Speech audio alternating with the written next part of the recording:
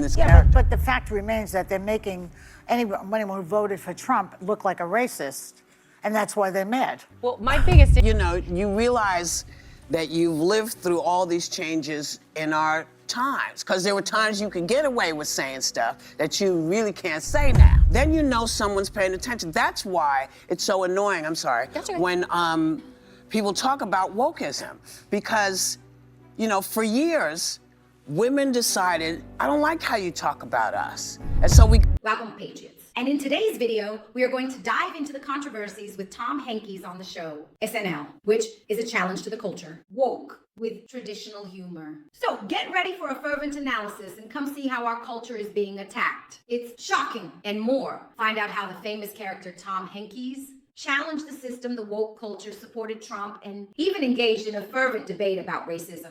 Celebration, iconic cast members and guest hosts took to the stage for some classic sketches like Black Jeopardy. Speaking of church, can I say something? If more folks went to church, we wouldn't be in this mess we're in now. You know what? I agree with you, Doug. I like to shake. No, Oh, no. Like that. Oh, no. It's just a handshake. Yeah, it's just a handshake. Yeah, all right. You're welcome at Black Jeopardy anytime. Oh, well, all right. Well, thank you, my brother. You know, maybe I'll start a show for you to come on, and we'll call it... Now, some conservative viewers were not laughing at that part. I guess they thought this was new, there was a new edition, but this is a callback. And that's why they're mad.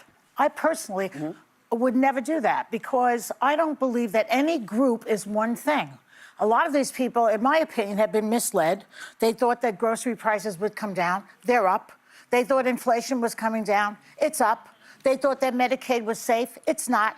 They thought Social Security was safe. It's not. So it's not only racism that caused Trump to be in office. We have to remember that. When he had a broad stroke on Muslims, it's the same thing. And if they can do it to them, they can do it to us. I have a different that's take, the whole though. point. Tom Hanks joined the sketch, bringing back the character of Doug, because the first Doug was in a 2016 sketch, and in fact, that was the most popular installment of Black Jeopardy, was with Doug as the Trump supporter in 2016. I think it's a very subversive sketch, in fact. It's about Black culture being American culture. And so when you have the regular Jeopardy, you know, it's basically the white Jeopardy. That already exists, because I've been on it and lost.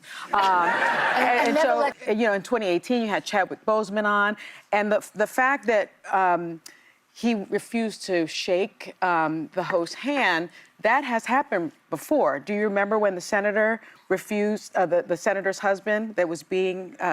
refused to shake Kamala Harris. Sworn in, he refused to shake her hand. So I felt that it was very subversive. I felt that it was a sort of a callback to that. We will start by highlighting the controversies that this joke brought to light. This once again exposes racial and cultural agendas experienced by the woke culture and liberal agendas. Are you ready to dive in the irony of this? Then come with me. We know we are entering a delicate moment and a very delicate topic indeed. But you need to know the truth. And indeed, we tread on delicate ground when discussing how social changes have significantly reshaped what can or cannot be said. In current comedy... The skit was a callback. I remembered the original. I thought the original was funnier, just to be honest, but I personally think the outrage over it is a little overblown.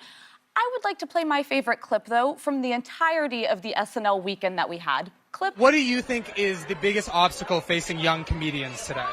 The same obstacle that's been facing comedians forever, being funny.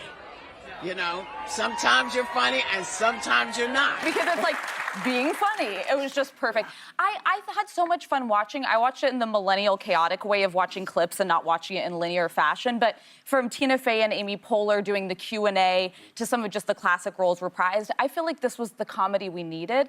But then also the in memoriam of the sketches that just did not age well was perfect. That politics is a big part of Saturday Night Live for the past 50 years. It's very effective. For instance, Steve Martin's monologue was very effective. It was very effective. I was actually vacationing on a friend's boat down in the Gulf of Steve Martin, he said. That makes the point that Trump wants to change names just because he's the president. He can do whatever he wants. You know, he said, and then he had Martin Short come in, who's a Canadian, and then ICE arrested him. I mean, those are political points that don't insult individual people. And they're subversive. Look, more about intolerance, perhaps masked as innocuous humor that put him in the spotlight. Here in this video, we will explore both sides to see where the truth lies. So get ready for a heated discussion about woke culture. The show has always done exactly what they wanted to do the way they wanted to do it, and it was no SNL 50 also took the time to own up to some sketches that did not stand the test of time. We must also take a moment to honor those who we've lost. I'm speaking, of course, about SNL characters and sketches that have aged horribly. Won't you tell me my business? I don't want to. NAFTA helps us both. It will give me a job. Your job.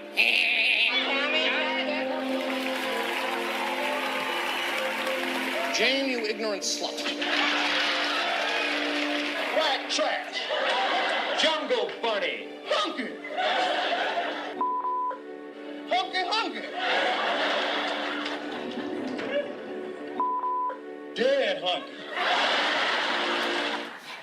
And that you've lived through all these changes in our times, because there were times you could get away with saying stuff that you really can't say now. And there were times when people said, you know what, let's not do this, let's do that. And people said, well, that's all right, too. It's like what you're talking about, you know, what do you think? Well, the one None of you. But you keep Some of the saying clips that about- comedy is under attack and that you can't do some of the things that To you some used to be able extent. to do. That's what we just said. To some extent, it's under attack very much. They call it wokeism, you know, and people turn and use that against the Democrats, which is one of the Yeah, reasons but they lost. that's not comedy.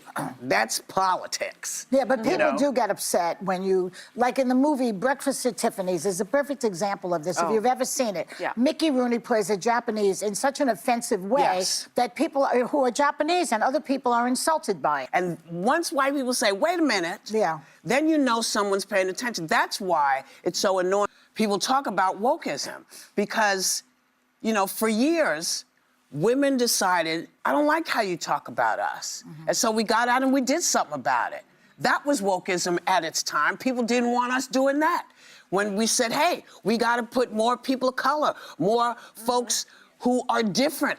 Yeah. That was considered wokeism. So it's all of these things that seem to benefit other people seem to be problematic because you're woke. Well, most of us, most women have never been asleep because we know what we're... Yes. The challenge that woke culture brings to any form of entertainment, both on SNL and DeVille, which chooses sides. And we are here to question and challenge their subliminal political messages. And in order to thoroughly and meticulously examine how SNL's adaptation to modern times raises questions about the fine line between politics and satire. There could have been a better way to deal with all of that is to show both sides of it. I mean, personally... Where are we? In the whole business of stereotyping. Oh, okay. When I'm thinking, like, for instance, when I was a kid, I grew up in a neighborhood with Italian Americans, and on the other side of the bridge there were the Polish kids. And the Polish kids used to tease the Italian kids about they were in the mob and they were this. And I used to say, well, you want to talk about the mob? Talk about Da Vinci. You want to talk about murders in Chicago? Talk about Michelangelo. Well, so it's the same with every other group. No, it's not. Why it is not? Because Why not? we don't get the benefit of all the... that's why we have Black History Month. But it should be. What it should be, but it's not. But none of this has anything to do with what I was talking about.